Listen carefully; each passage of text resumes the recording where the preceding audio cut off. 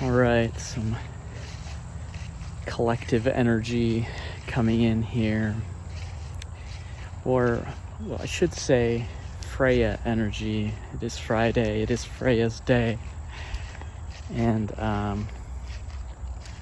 it's Freya coming through about the collective, and specifically talking about, well, really following up on the heels of yesterday. Yesterday being very much about kind of getting to this plateau and letting things expand in life, and letting there be room for different people, for different versions of you and others. And this is really important, because otherwise we can really close things down. We can get into this mode again of, as we've gone through a mode of trimming everything in our lives, we can get into this mode of trimming everything out of our lives, and then what's left except ourselves. And so the Freya energy is really coming in today to talk about, okay, well, what is that kind of higher perspective, if you will? And Freya's a perfect energy to speak on this for us. As I've said before, the Freya energy is older than Earth. It's much older than Earth. It goes back into galactic history as far back as anyone can remember. It's the Mother Maiden Crone energy.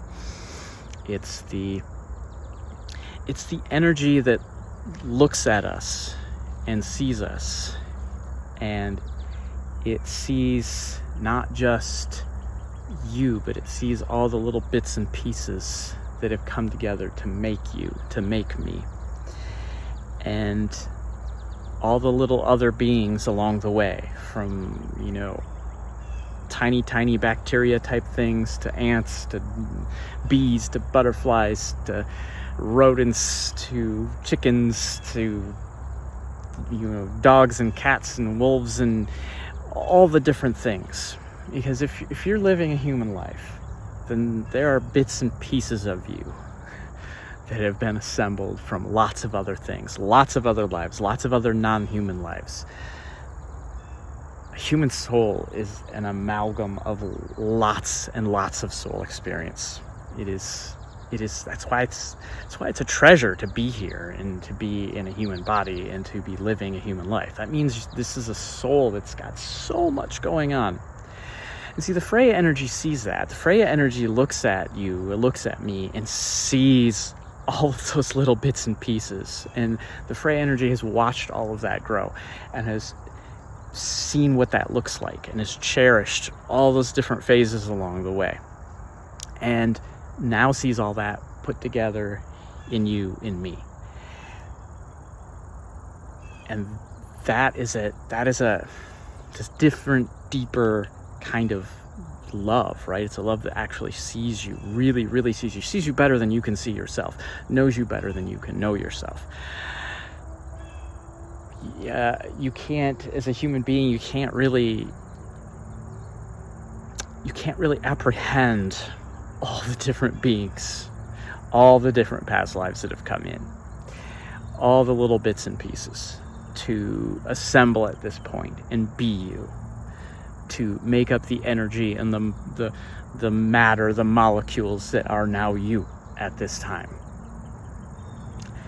We get glimpses of it here and there, especially those of us who are looking for that, who are open to that. It's not necessary to see that, and Freya doesn't care one way or the other whether somebody's quote unquote awakened or not to all of this. Freya can look at you and love you anyway. That's the wisdom of the Mother Maiden Crone, that there are these different phases of life, and she's seen it all. She's seen it over and over and over and over again, and she's seen it in so many different forms that she doesn't reject outright and reject out of hand. So here's the thing. Feeling the urge to walk all of a sudden, because here's the thing. The question is, what to truly cut out of one's life, for how long, to what extent. because everything comes back around eventually. Everyone comes back around eventually. No one is lost. No one is lost. A lifetime might be lost in a sense, right? A lifetime might be, for lack of a better word, wasted, right? It could have been more. Almost any lifetime could have been more, right? None of us are perfect. But the question is then, from the Freya perspective, then, what do we cut out of our life when we need to cut something out of our life? When is it, in a sense, okay to do that? I mean, first of all, obviously, if it's something constraining you, then you need to get it out of your life, at least for a time. And then if it stays out of your life, good. And if it comes back, fine. If it comes back in a form that now it fits, right? Now your energy and whatever energy of that person, that place, that thing, that relationship, whatever it is, if it fits, then that's fine. You've grown, and someone else or something else has grown, and now it works. Here's the thing that I know that we cut out fairly ruthlessly, unless something really, really changes. And that is the antithesis of the Freya energy. The one who cannot see the goodness in you. The one who cannot and will not, who continuously comes at you with a negative view, a negative mirroring of yourself. That's the thing you can't have in your life. You can't have it. And it is exactly the thing that we're actually battling with here on this earth plane. That is the thing. That is the war. That is the battle. I'm here as a fighter and a warrior, and that is the battle. This isn't a battle waged with swords and machine guns and bombs, and no. It's a battle to recognize, right? To recognize the good in people, the good in others, to become more and more like Freya, to not get pulled down into fear and worry and loathing. And there's really only one thing that needs to be completely cut out for all time until it wakes up and changes. And that is this. And if you're watching this, I'm trusting you probably know someone like this, maybe multiple people like this, who have been so pulled into the negative polarity that they just cannot see the good in you. And it may be somebody close to you. It could be a parent. It could be a sibling. It could be a romantic partner, an ex, a lover, a best friend, whatever. Sometimes these things just go horribly wrong, and we wonder what is going on. And all of a sudden, this person can't see you except as that negative version of you. And again, this is when we cut cords. This is when we pull away. This is when we pull back from that energy, so that we can find ourselves again, because what they're reflecting at us is not the person we want to become. And the thing is, in their reality, they're looking for you to become that negative thing, that negative person. They're building that reality for themselves. By you cutting that out of your life, you're reopening that space for you to be who you really are, who you know yourself to be, who you know you're becoming. And it allows them to not have you in their life. And that now becomes an open space as well. Sometimes that person, by just doing that, gives them the space to come back around, to see who you really are, to see more of you than they realized was there, to see more of themselves, because this is when we reflect such negativity at others. We're always seeing something negative in us, right? We're always projecting something. Little bunny on the path here. So that's the message today. Is this is about opening up spaces for possibility, is what it's really about, right? So the idea of cord cutting, the idea of leaving things behind, and so sometimes that's just the process of choosing things in life, right? Whenever we choose something, one path, we're not choosing another path. We can't go down more than one path at a time. It's just the way it is. Some paths go together, and we can find ways to make things go together that might otherwise seem like they wouldn't, but we find a way. But there are just certain choices that when you make it, you're also making a choice against that other thing. But this is different. This isn't just about, are you going to be a dentist or are you going to be a filmmaker, right? It's not like that. It's about connections. Whoops. Got a little too close to those prickers. It's about connections. And just like with those prickers, I could stay there in that situation, but I'm stuck, right? It's something that's grabbed hold of me and isn't letting me move. Those are the types of relationships that we sometimes have to leave them behind. And sometimes things go wrong, and it's not any one person's fault. Sometimes it's everyone's fault. It's not even about fault. It's just these energies at this point in time in this space didn't mix. Maybe another time and space they could. But leave it there, right? Leave it there. Don't get pulled down into the negative polarity of that person's bad, that person's horrible, and so on and so forth. Leave space for that person to go off, and in the sort of quantum vacuum of you not knowing what's happening in their life, you can wish them well, and you can wish for them to have the best possible life for them.